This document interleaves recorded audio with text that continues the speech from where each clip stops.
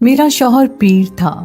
وہ کنواری لڑکیوں کو وظیفے دیتا جس سے ان کی من پسند کی شادی ہو جاتی۔ ایک دن بلا کی حسین لڑکی اس کے پاس آئی۔ اس نے میرے شوہر سے وظیفہ لیا۔ اس کے بعد روزانہ میرا شوہر اس لڑکی کو بلا لیتا۔ ایک دن میں کمرے میں چھپ گئی اور پتہ لگا کہ وہ لڑکی میرے ہی شوہر پر تعویذ کروا رہی تھی، اور یہ دیکھ کر میرے آسان خطا ہو گئے کہ میرے شوہر نے اس لڑکی کے ساتھ۔ ایک روز بہت ہی خوبصورت لڑکی میرے شوہر کے پاس آئی۔ میرا شوہر پیر تھا اور وہ کنواری لڑکیوں کو ان کی پسند کی شادی کے لیے وظیفے دیتا تھا۔ اس لڑکی نے میرے ہی شوہر سے وظیفہ لیا اور وہ کر دیا جس کی میں توقع بھی نہیں کر سکتی تھی۔ کوئی لڑکی ایسے کیسے کر سکتی تھی بھلا؟ یہ سوچ کر ہی میں کانپ گئی، اور پھر میں نے جو دیکھا اس کے بعد مجھے جیسے ہوش ہی نہیں تھا۔ میرا شوہر ایک پیر تھا۔ اس کے آستانے پر روز ہی لڑکیوں کی ایک لمبی لائن لگی ہوتی، جن میں زیادہ تر تو بہت ہی خوبصورت لڑکیاں ہوتی جو من پسند شادی کے لیے گھنٹوں لائن میں لگ کر وظیفہ حاصل کرتی۔ ایک دن میں نے دیکھا کہ میرے شوہر کے آستانے پر ایک بہت زیادہ حسین لڑکی آئی جس نے اپنے چہرے کو دوپٹے کے پلو سے ڈھانپ رکھا تھا۔ اس کی بڑی بڑی آنکھیں اور لمبی لمبی پلکیں تھیں۔ اس کے گورے گورے ہاتھ پاؤں دیکھ کر میں خود بھی اس کے حسن سے متاثر ہو گئی۔ میرا شوہر بہت نیک تھا۔ وہ ایسے وظیفے دیتا کہ راتوں رات کنواری لڑکیوں کی شادیاں ہو جاتی۔ دور دور سے عورتیں اپنی بیٹیوں کے لیے وظیفہ لینے آتی۔ میرے شوہر کے پاس وظیفہ لینے آنے والی لڑکیوں میں زیادہ تر تعداد کالج کی لڑکیوں کی بھی ہوتی جو یونیفارم میں ہی آتی، اور وہ لڑکی بھی کالج کی یونیفارم میں ہی موجود تھی جو پسند کی شادی کے لیے وظیفہ لینے آئی تھی۔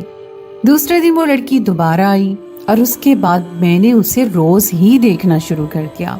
وہ واحد لڑکی تھی جو روزانہ میرے آستانے پر حاضری دے رہی تھی، ورنہ جو لڑکی ایک دفعہ وظیفہ لے جاتی تو دوبارہ پلٹ کر نہ آتی۔ میں حیران تھی کہ اس لڑکی کا کام کیوں نہیں بن رہا ہے، ورنہ میرے شوہر کے دیے گئے وظیفے تو بہت مشہور تھے، ایک پہلی ہی دفعہ میں کام کر جاتے تھے۔ وہ لڑکی عصر اور مغرب کے درمیان میں آتی اور پھر اندھیرا بھی ہو جاتا اور وہ واپس ہی نہ جاتی۔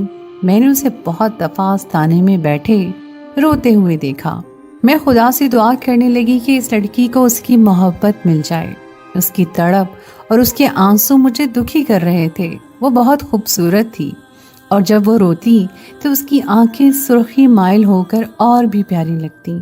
میں سوچتی کہ ایسا کون سا مرد ہوگا جو اس سے شادی نہیں کرنا چاہے گا۔ میں تو عورت ہو کر بھی اس کے حسن کی دیوانی ہو گئی تھی۔ وہ روز ہی چلی آتی اور دن بدن اس کی حالت میں مزید دیوانگی بڑھتی جا رہی تھی۔ اب تو وہ بہت دیر دیر تک آستانے میں ہی بیٹھی رہتی اور مجھے اس پر ترس آتا رہتا۔ ایک دن میں نے اپنے شوہر سے پوچھا کہ اس لڑکی کی مراد کیوں پوری نہیں ہو رہی ہے۔ اس بیچاری کا دکھ مجھ سے دیکھا نہیں جاتا، جس پر میرے شوہر نے ایسا جواب دیا کہ میں صدمے میں آ گئی۔ میرے شوہر نے مجھے بتایا کہ وہ لڑکی تو اگلے دن جب وہ لڑکی آئی تو میں اس کے پاس جا بیٹھی۔ آج بھی وہ ہلکے ہلکے سے رو رہی تھی۔ میں نے اسے پیار سے سمجھایا کہ میرے شوہر پر یقین رکھو، تمہارا کام بن جائے گا۔ اس نے حیرت سے مجھے دیکھا اور پوچھا کہ کیا میں اس کی مراد جانتی ہوں، جس پر میں نے اسے بتایا کہ میرے شوہر نے مجھے اس کی مراد کا بتایا ہے۔ یہ سن کر وہ میرا ہاتھ پکڑ کر چومنے لگی۔ میں نے اسے تسلی دی کہ اللہ کے گھر میں دیر ہے اندھیر نہیں، تم یقین کے ساتھ وظیفے پڑھتے جاؤ، دیکھنا جلد ہی تم اپنی مراد پالو گی۔ میری بات سن کر وہ بچوں کی طرح خوش ہو گئی، جیسے اسے میری بات کا یقین آ گیا ہو اور بس اسے اس کی منزل ملنے ہی والی ہو۔ اس روز بھی وہ گھنٹوں میرے شوہر کی خدمت میں بیٹھی رہی اور پھر سب سے آخر میں آستانے سے نکلی، لیکن آج اس کے چہرے پر کچھ اطمینان تھا۔ میں بہت خوش تھی کہ میری دی ہوئی تسلی سے کم از کم وہ کچھ تو پرسکون ہوئی۔ میں نے آج تک آستانے پر بہت سی لڑکیاں دیکھی تھیں، لیکن یہ پہلی تھی جس کا دیوانہ پن دیکھ کر میں سوچتی کہ کتنا خوش نصیب ہوگا وہ مرد جسے پانے کے لیے یہ اپسرا اس قدر بے چین ہے۔ لیکن میں نہیں جانتی تھی کہ جس دن مجھ پر یہ حقیقت کھلے گی میرے قدموں تلے زمین نہیں رہے گی۔ وہ اب روز مجھ سے باتیں کرتی، مجھے بہت عزت دیتی، اکثر میرے ہاتھ پکڑ کر چوم لیتی اور کہتی کہ وہ میری بہت احسان مند ہے کہ میں نے اسے جینے کے لیے آسرا دے دیا ہے، اور اسے یقین تھا کہ میرا ساتھ اس کی خواہش کو جلد پورا کروا دے گا۔ میں اس کی بات سن کر سوچتی رہی کہ بھلا میری ذرا سی تسلی نے اسے اتنا سہارا دے دیا کہ اب وہ بالکل بھی نہیں روتی۔ میرا شوہر آستانے کے کمرے میں بیٹھا تھا جہاں لڑکیاں باری باری جا کر وظائف حاصل کرتی۔ وہ لڑکی جس کا نام سدرا تھا آخر تک بیٹھی رہتی اور سب سے آخر میں میرے شوہر کے پاس جا کر وظیفہ لیتی اور شام کے وقت آتی اور رات گئے تک بیٹھی رہتی۔ اب تو میرا اس سے بہت دوستی ہو گئی تھی۔ وہ میرا بہت ادب کرتی اور میں اس سے یہاں وہاں کی باتیں کرتی۔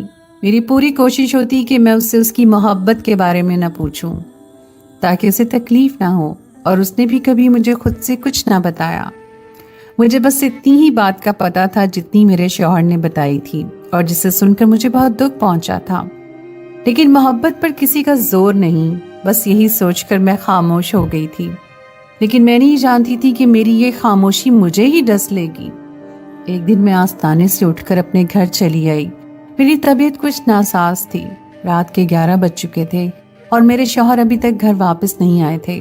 میری طبیعت بہت زیادہ خراب ہونے لگی تو میں اپنے شوہر کو بلانے آستانے میں چلی گئی۔ مجھے بخار کی شدت سے چکر آ رہے تھے اور میری آنکھیں جلنے لگی تھی۔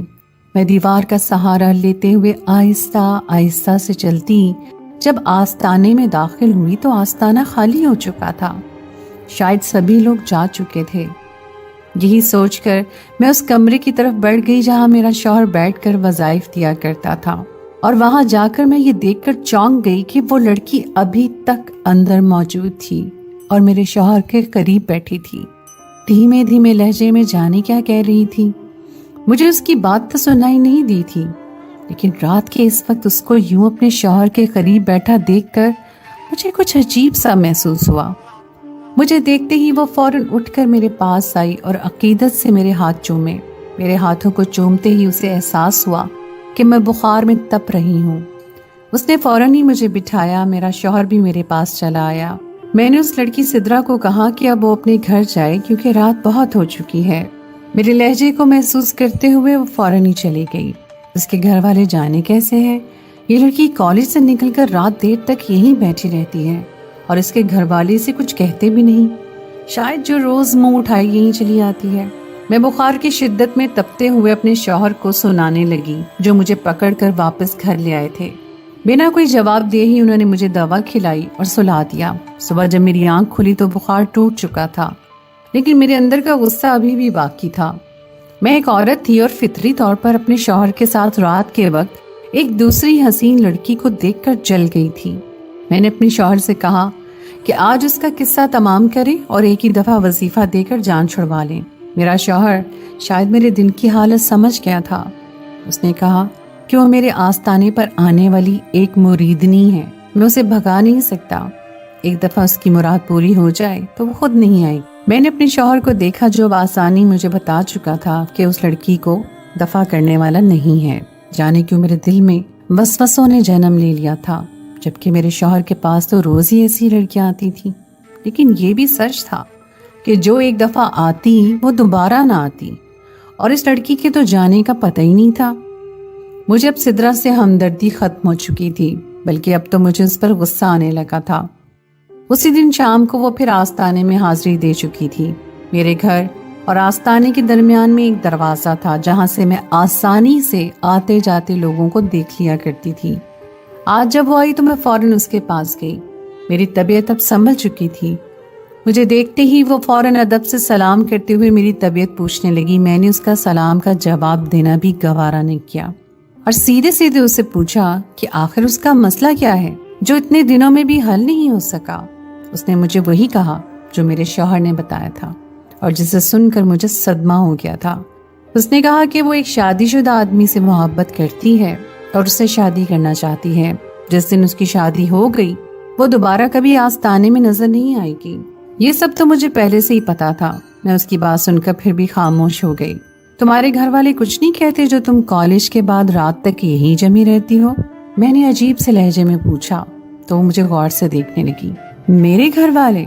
میرا شوہر تو باہر ملک میں ہوتا ہے اور میں یہاں اکیلی رہتی ہوں۔ اس کی بات سن کر میں چکرا گئی۔ تمہارا شوہر؟ مطلب تم شادی شدہ ہو؟ میں حیران تھی۔ ہاں میں شادی شدہ ہوں، سدرا نے صاف صاف جواب دیا، اور میں نے اسے ایسے دیکھا جیسے وہ پاگل ہو۔ پھر تم یہاں کس مرد کے لیے آتی ہو پاگل لڑکی؟ مجھے اس کی دماغی حالت پر شبہ ہونے لگا۔ اس مرد کے لیے جس سے میں محبت کرتی ہوں۔ سدرا نے مجھے جیسے گونگا ہی کر دیا۔ وہ تو عجیب لڑکی تھی، شادی شدہ ہو کر بھی کسی شادی شدہ مرد کی محبت میں پاگل ہو گئی تھی۔ مجھے تو اس سے خوف آنے لگا۔ بھلا کوئی بھی شادی شدہ عورت ایسے کیسے کر سکتی ہے؟ میں بھی اس سے کچھ اور پوچھتی کہ اس کی باری آ گئی تھی۔ وہ میرے شوہر کے کمرے میں چلی گئی۔ میں بھی اس کے پیچھے جانا چاہتی تھی، لیکن میرے شوہر نے سختی سے منع کیا ہوا تھا کہ میں اس کے کام کے وقت بیچ میں نہ آیا کروں۔ اس لیے میں واپس دروازہ پار کر کے اپنے گھر میں آ گئی۔ اب میرے دماغ میں صرف اور صرف سترا تھی جو اپنے شوہر کو دھوکہ دے رہی تھی۔ میں نے سوچ لیا تھا کہ میں اپنے شوہر سے بات کروں گی۔ وہ کنواری لڑکیوں کے لیے وظیفہ دیا کرتے تھے جبکہ سدرا شادی شدہ تھی۔ ایسے میں اس کی مدد کرنا ٹھیک نہیں، بلکہ یہ گناہ تھا، اور مجھے پکا یقین تھا کہ میرے شوہر کو یہ بات نہیں پتا ہوگی کہ وہ ایک شادی شدہ عورت ہے۔ جیسے ہی میرا شوہر گھر آیا میں اس کے پاس بیٹھ گئی اور میں نے اسے سارا سچ بتا دیا کہ سدرا ایک شادی شدہ عورت ہے اور پھر بھی وہ من پسند شادی کے لیے وظیفہ کر رہی ہے۔ یہ بات سن کر پہلے تو میرے شوہر نے مجھے حیران ہو کر دیکھا اور پھر کہا کہ تم سو جاؤ، میرے آستانے کے معاملات میں دخل نہ دو، ورنہ میں درمیان کا دروازہ بند کروا دوں گا۔ ان کے لہجے میں ایک عجیب سی دھمکی تھی۔ میری ریڑھ کی ہڈی سنسنا اٹھی۔ آج سے پہلے کبھی میں نے ان کو ایسے لہجے میں نہیں سنا تھا۔ میں خاموش ہو گئی، لیکن دل میں کہیں نہ کہیں شک کی ایک گانٹھ بن گئی۔ میرا شوہر تو کہیں اس کے حسن کا، اس سے آگے مجھے سوچ کر ہی ہول پڑنے لگے۔ اگلے دن دوپہر کے وقت میں نے اپنے شوہر کو بتایا کہ میں رات تک کے لیے اپنے بھائی کے گھر جا رہی ہوں، اور اپنا بیگ اٹھا کر کمرے سے نکلی۔ میرا شوہر کمرے میں ہی تھا۔ میں جلدی سے درمیان کا دروازہ پار کر کے آستانے میں گھس گئی اور اپنے شوہر کے کمرے میں جا کر ایک کونے میں بنی لکڑی کی الماری میں چھپ گئی۔ میں جاننا چاہتی تھی کہ کیوں میرے شوہر کا دیا ہوا وظیفہ کام نہیں کر رہا ہے، اور کیوں میرا شوہر اسے روز بلا لیتا ہے۔ کچھ ہی دیر میں آستانے کا وقت ہو گیا اور میرا شوہر اپنے کمرے میں آ بیٹھا جہاں میں پہلے سے ہی چھپی ہوئی تھی۔ ایک کے بعد ایک لڑکیاں اور عورتیں چلی آئیں۔ میں انتظار کرتی رہی یہاں تک کہ سب سے آخر میں سدرا اندر آئی۔ اس نے آتے ہی ادب سے میرے شوہر کو سلام کیا اور ان کے بہت قریب ہی بیٹھ گئی۔ اس کے بعد میرے شوہر نے اس لڑکی کے ساتھ، میں سب اپنی آنکھوں سے دیکھ چکی تھی، پھر چھپے رہنے کا سوال نہیں پیدا ہوتا تھا۔ میں الماری سے نکل کر ان دونوں کے سامنے آ گئی۔ وہ دونوں مجھے دیکھ کر اچھل گئے۔ کیا لگا تھا تم دونوں کو؟ مجھے بے وقوف بناتے رہو گے اور مجھے پتہ بھی نہیں چلے گا؟ میں نے سدرا کو اس کے بالوں سے پکڑ کر کھڑا کر دیا تھا۔ تکلیف سے اس کے آنسو بہنے لگے۔ چھوڑ دو اسے، پاگل ہو گئی ہو کیا؟ میرا شوہر میرے ہاتھوں سے اسے چھڑوانے کی کوشش کر رہا تھا۔ تم دونوں کو مار دوں گی میں، مجھے دھوکہ دیا تم نے اس لڑکی کے لیے۔ میں غصے میں پاگل ہو چکی تھی۔ سدرا میرے قدموں میں گر کر رونے لگی اور میں اسے اپنے پاؤں سے ٹھوکریں مار رہی تھی۔ میں نے تجھ سے ہمدردی کی اور تم نے میرے ہی گھر میں ڈاکہ ڈال دیا۔ میرے شوہر نے مجھے بہت مشکل سے سنبھالا تھا اور اب وہ دونوں میرے سامنے بیٹھے تھے۔ سدرا روتے ہوئے مجھے اپنی کہانی سنانے لگی۔ سدرا کے ماں باپ نے ایک امیر لڑکا دیکھ کر اس سے شادی کر دی۔ لڑکا دبئی میں ایک بہت اچھی نوکری کرتا تھا اور شادی کے وقت اس نے وعدہ کیا تھا کہ وہ کچھ ہی مہینوں میں سدرا کو اپنے ساتھ دبئی لے کر چلا جائے گا۔ شادی کے کچھ ہی دنوں بعد سدرا کے ماں باپ کا ایکسیڈنٹ میں انتقال ہو گیا۔ سدرا کا شوہر دبئی میں تھا۔ میں یہاں اپنی ایک بڑی نند کے ساتھ رہتی تھی۔ اس کی نند نے سدرا کے ماں باپ کے انتقال کے بعد اس کے شوہر کو سدرا کے ساتھ لے جانے نہیں دیا، کیونکہ سدرا ان کے لیے مفت کی نوکرانی تھی اور بھائی جتنا بھی پیسہ بھیجتا وہ سب خود رکھ لیتی، اور سدرا کو چھوٹی چھوٹی ضرورتوں کے لیے ان کے آگے ہاتھ پھیلانے پڑتے۔ ایک دن سدرا نے اپنے شوہر سے اپنی نند کی شکایت کی تو اس کے شوہر نے اسے ہی برا بھلا کہا جب سدرا کو پتا چلا کہ اس کی نند نے اپنے بھائی کے دل میں سدرا کے خلاف زہر بھر دیا تھا، اس دن کے بعد سدرا اپنے ہونے والے ظلموں پر خاموش نہ رہی اور روز روز اس کے اور اس کی نند کے جھگڑے ہونے لگے۔ سدرا کے شوہر نے سدرا کو ایک الگ مکان لے دیا اور پھر ہر ماہ کچھ پیسے بھیجنے لگا، لیکن خود وہ پلٹ کر واپس نہ آیا اور نہ ہی وہ سدرا سے ٹھیک طرح سے فون پر بات کرتا۔ سدرا بہت دل برداشتہ ہو گئی تھی۔ وہ 2 سال سے عذاب تنہائی جھیل رہی تھی۔ اس کی شادی کم عمری میں ہی ہو گئی تھی، اس لیے اس نے پڑھائی شروع کر دی۔ کالج میں اسے ایک لڑکی سے میرے شوہر کے آستانے کا پتہ چلا اور وہ یہاں چلی آئی، کیونکہ اب وہ اکیلی زندگی نہیں گزار سکتی تھی۔ وہ یہاں اس لیے آئی تھی کہ اپنے شوہر کے لیے کوئی وظیفہ لے سکے اور اس کا شوہر واپس آ جائے۔ لیکن جب وہ یہاں آئی تو شروع کے کچھ دن اس نے اپنے شوہر کے لیے وظیفہ لیا، لیکن اسے میرا شوہر اچھا لگنے لگا اور اس نے وہی وظیفہ میرے شوہر کے لیے کرنا شروع کر دیا۔ پہل تو میرے شوہر نے اسے صاف لفظوں میں کہہ دیا کہ وہ شادی شدہ ہے، لیکن اس لڑکی سدرا کے حسن اور اس کے پڑے گئے وظیفے کی بدولت میرا شوہر آہستہ آہستہ اس کی محبت قبول کرتا چلا گیا۔ میرا شوہر مجھ سے بھی بہت محبت کرتا تھا، اس لیے اس نے یہ بات راز رہنے دی اور میرے بہت پوچھنے پر صرف اتنا ہی بتایا کہ وہ ایک شادی شدہ مرد سے محبت کرتی ہے، اور میں اتنی بے وقوف تھی کہ اس لڑکی کی محبت کے مل جانے کے لیے دعائیں مانگتے نہیں تھکتی تھی، اور وہ کم صرف عورت میرے ہی شوہر کو دل میں بسائے بیٹھی تھی۔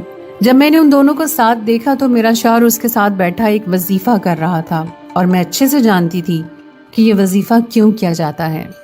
میں 8 سالوں سے اپنے شوہر کے ساتھ اس آستانے میں تھی، اور اتنا علم مجھے بھی تھا کہ کب، کہاں، کیوں اور کس لیے پڑھا جاتا ہے۔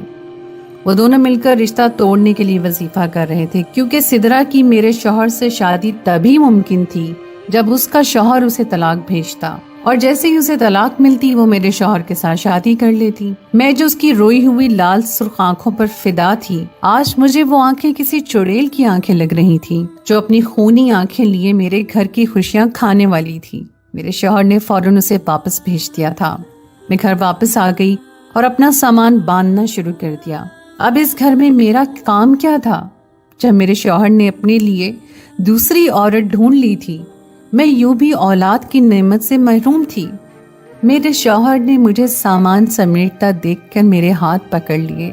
وہ مجھے کسی صورت نہیں چھوڑنا چاہتا تھا، اور میں ایک ایسے دھوکے باز شخص کے ساتھ نہیں رہ سکتی تھی جو پچھلے اتنے دنوں سے میری آنکھوں میں دھول جھونک رہا تھا۔ سدرا کے شوہر نے جو اس کے ساتھ کیا وہ یقیناً غلط تھا، لیکن جو چھرا اس نے میری پیٹھ پہ کھونپا وہ بھی ٹھیک نہیں تھا۔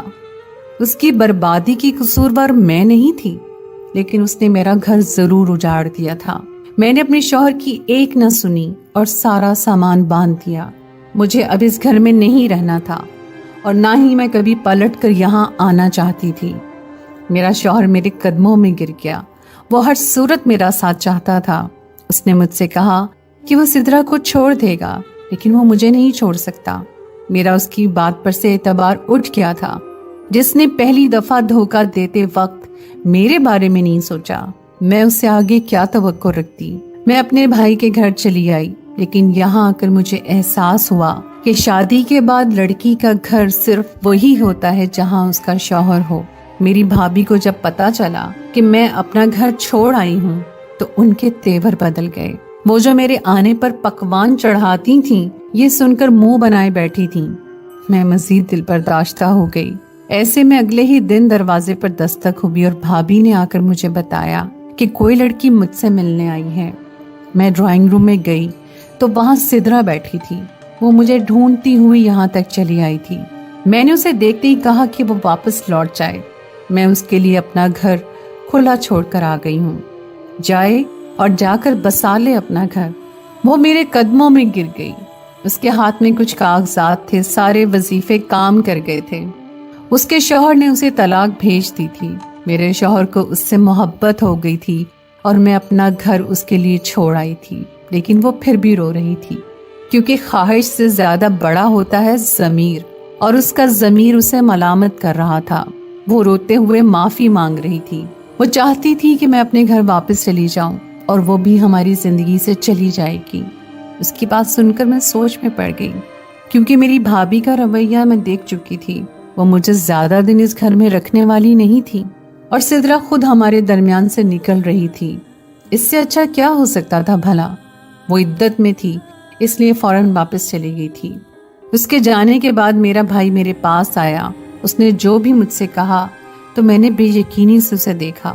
میرا بھائی مجھے کہہ رہا تھا کہ میں خود اس لڑکی کی شادی اپنے شوہر سے کروا دوں، اس کے آگے پیچھے کوئی نہیں، یہ میرے ساتھ اچھے سے رہ جائے گی اور ہمیں اولاد بھی دے دے گی اور زندگی بھر میرا احسان بھی مانے گی۔ اگر کل کو میرے شوہر نے اس سے محبت میں چھپ کر اس سے شادی کر لی تو میں خالی ہاتھ رہ جاؤں گی۔ میں نے ٹھنڈے دماغ سے بھائی کی بات پر غور کیا تو وہ ٹھیک ہی کہہ رہے تھے۔ سدرا مجھ سے کہیں زیادہ حسین اور کم عمر لڑکی تھی۔ اگر میرا شوہر مجھے چھوڑ بھی دیتا تو اسے کوئی فرق نہ پڑتا، لیکن میں برباد ہو جاتی۔ سدرا میرا بہت ادب کرتی تھی، وہ حالات کی ماری ہوئی لڑکی تھی۔ اگر میں اپنا دل بڑا کر لیتی تو ہر طرف سے میرا ہی فائدہ تھا، میری خالی گود بھی بھر جاتی اور میرا بھرم بھی رہ جاتا۔ شام کو میرے شوہر مجھے لینے آئے تو میں نے فوراً اپنا سامان اٹھا کر بھابھی کو خدا حافظ کہہ ڈالا۔ میرا شوہر یہ سمجھا تھا کہ مجھے منانے کے لیے اسے ہاتھ پاؤں جوڑنے پڑیں گے، لیکن میں نے پہلے ہی واپسی کا سفر طے کر لیا۔ گھر پہنچنے کے بعد میں نے اپنے شوہر کو کہہ دیا کہ سدرا کی عدت ختم ہوتے ہی اسے سادگی سے نکاح پڑھ کر لے آئیں۔ میرا شوہر حیران پریشان کھڑا تھا، اور میں اپنے اندر کی جنگ ہار کر دنیا کی سچائی کو اپنا چکی تھی۔ میں نے گھاٹے کا سودا نہیں کیا تھا۔ یہاں میں عزت سے رہتی، جبکہ میں ایک ہی دن میں جان گئی تھی کہ بھابھی مجھے کیا مقام دینے والی تھی۔ سدرا میری عزت کرتی تھی، بدلے میں مجھے تھوڑا مان دینا تھا۔ ہم عورتوں کو گھر بچانے کے لیے سمجھوتے کرنے پڑتے ہیں، اور ایسا ہی ایک سمجھوتا مجھے کرنا تھا۔ تو دوستو، یہ تھی ہماری آج کی کہانی۔ امید ہے آپ کو آج کی کہانی پسند آئی ہوگی۔ کہانی اچھی لگے تو اسے لائک ضرور کیجیے اور اپنے دوستوں کے ساتھ شیئر کیجیے، اور اگر آپ نے ابھی تک میرا چینل کو سبسکرائب نہیں کیا تو اسے کر لیجیے۔ اگلی کہانی تک کے لیے مجھے اجازت دیں۔ اللہ حافظ۔